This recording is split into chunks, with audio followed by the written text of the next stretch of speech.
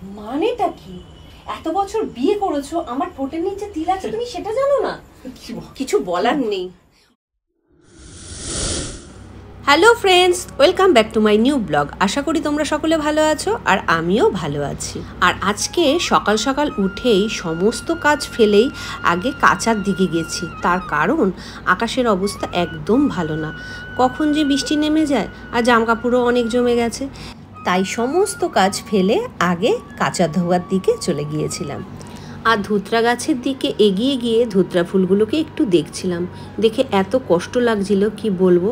সেদিন ঝড়ে আধফোটা কুড়িগুলো সমস্ত পাপড়িগুলো ছিঁড়ে গেছে, তাই রাগ করে আর ফুলগুলো তুললামই না। তা যাই হোক বন্ধুরা, আমি তো সমস্ত কাজ সেরে স্নানটা সেরে নিয়েছি।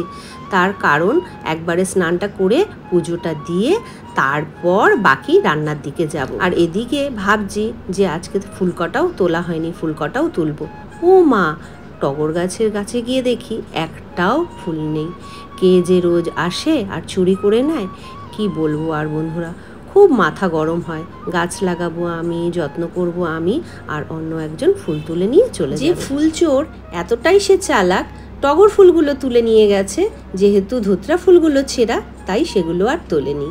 পুজো পাঠ সেরে সোজা চলে এলাম রান্নাঘরে। আর রান্নাঘরে এসে দেখি কতগুলো লাউ শাক, কয়েকটা শসা আর একটা আম নিয়ে চলে এসছে। যা বাজারে ছিঁড়ি কি আর বলবো। দেখে ভাবছিলাম যে কি দিয়ে কি করা যায়। আর এদিকে দেখছি গ্যাস টেবিলের ওপরে এক প্যাকেট কেক আর কয়েকটা কলা। আর কেকের প্যাকেটটা দেখছি ছেঁড়া রয়েছে, অলরেডি ছেলের নিয়ে খাওয়া হয়ে গেছে। আর এখানে বাড়ছি রূপকের জন্য দুটো কেকের পিস আর একটা কলা। আমি আমার কর্তামশাইয়ের ওপর যতই রাগ করি না কেন, কিন্তু কিছু কিছু সময় আমার এত খেয়াল রাখে, যেটা দেখে এত ভালো লাগে কি বলবো বন্ধুরা। যাই হোক, আজকে বুঝতেই পেরেছে যে সুস্মিতার টিফিন বানানোর টাইম হবে না, তাই বুদ্ধি করে কখন যে কেক আর কলা রেডিমেড টিফিন নিয়ে চলে এসছে আমি জানিই না। আর আমাকে বলছে তুমি খাবে না? আলাম হ্যাঁ খাবো তো, আনছি দাঁড়াও। তারপর সোজা চলে গেলাম রান্নাঘরে আর আমার টিফিনটা নিয়ে চলে এলাম বারান্দায়। আর বারান্দায় খাচ্ছি আর ভাবছি আকাশের অবস্থা তো ভালো নয়, জামা কাপড়গুলো তো শুকো দিয়ে দিলাম, কখন যে বৃষ্টি নেমে যাবে কে জানে। আর ওদিক থেকে আমাকে কি যেন রূপক একটা বললো, আর আমি একটু হেসে দিলাম। আজকে পরের কাজগুলো আগে করেছি আর আগের কাজগুলো পরে করব, তাই অনেকটাই চাপ হয়ে গেছে। কারণ কাচা ধোয়া, ঘরের যাবতীয় কাজ সবটাই হয়ে গেছে। এইসব করতে করতে না অনেকটাই বেলা হয়ে গেছে। আর রান্না বসানোরও একটা তাড়া হয়ে রয়েছে, তাই চালটা নিয়ে সোজা রান্নাঘরে চলে আসলাম আর চালটাকে ভালো করে ধুয়ে নিচ্ছি। আর এখনকার চাল না বন্ধুরা প্রচুর ময়লা থাকে, মনে হয় 20-25 বার ধুলেও যেন ঘোলা ঘোলা জল বেরোয়। আর আমার একটু প্যানিক আছে, চাল যতক্ষণ ভালো ধোয়া না হবে ততক্ষণ আমি ভাতের হাঁড়ি বসাবোই না। এতে রূপক মাঝে মাঝে বলে তোমার সব কিছুতে একটু বাড়াবাড়ি। একদিকে তো ভাত বসিয়ে দিয়েছি আর ভাতটা প্রায় হয়েও এসছে। আর হওয়ার আগে, ঠিক নামানোর আগে কয়েকটা ঢ্যাঁড়স ভাতে দিয়ে দিয়েছি। আর ঢ্যাঁড়স ভাতেটা দিয়ে ফ্যানটা গেলে নেব। আর এদিকে বসিয়েছি দেখো আম দিয়ে ডাল, মানে টক ডাল। আর টক ডাল খেতে আমার ছেলে খুব ভালোবাসে, তাই আমার বাড়িতে প্রায় টক ডাল হয়ে থাকে। আর সাথে কি বানাচ্ছি না, বানাচ্ছি বেগুন ভাজা। আর বেগুনটাতে নুন আর হলুদ ভালো করে মাখিয়ে রেখে দেবো। তাতে কি হয় বন্ধুরা, তেলটা অনেকটা কম টানে। নাহলে না এই গরমের বেগুনে হুড় করে তেল টেনে নেয়, খুব বিরক্তিকর একটা ব্যাপার। আম ডাল আর সাথে বেগুন ভাজা হলে আমার ছেলের তো আর কিছু লাগে না। ছেলের পছন্দ অনুযায়ী তো বেগুন ভাজা আর আম ডাল হচ্ছে। আর কর্তামশাইয়ের আবদারে কি হচ্ছে না, পাশে দেখতে পাচ্ছ এই যে লাউ পাতাগুলো, আর লাউ পাতা বাটা হবে। এটা হচ্ছে আমার কর্তামশাইয়ের আজকের আবদার। অনেক দিন আগে অনেকবার খাইয়েছি, তারপরেও উনি ওই স্বাদ নাকি ভুলতে পারে না। আর এই লাউ পাতাগুলো যখন বাচ্ছি না বন্ধুরা, তখন দিদার কথা খুব মনে হচ্ছিল, কারণ দিদার হাতে সেই লাউ পাতা বাটা, সেই স্বাদ যেন এখনও ভুলতে পারি না।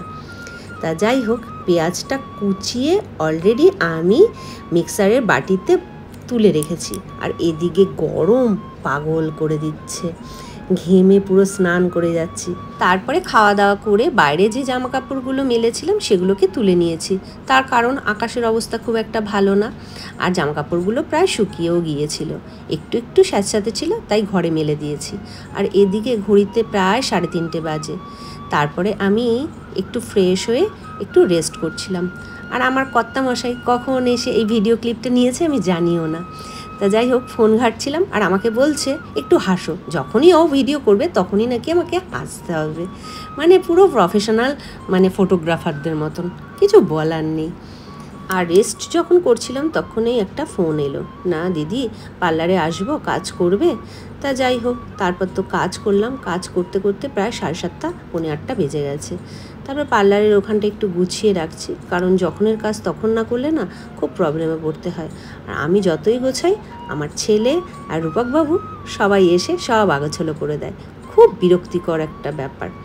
যাই হোক, টাওয়ালটাও ঝেড়ে আবার ঠিক করে পেতে নিচ্ছি, তার কারণ এটা আমার একটা ভালোবাসার জায়গা।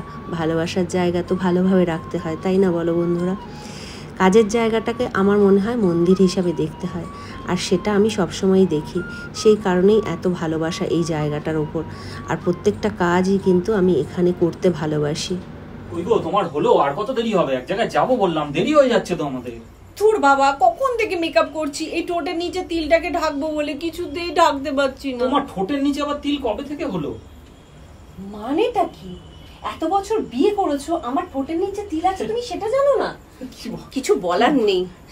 অভিষেকের বইয়ের দেখবে ঠোঁটের নিচে ডান দিকে কি সুন্দর একটা তিল আছে, কি ভালোই না লাগে। ওটা ডান দিকে না, ওর বাঁ দিকে তিল আছে।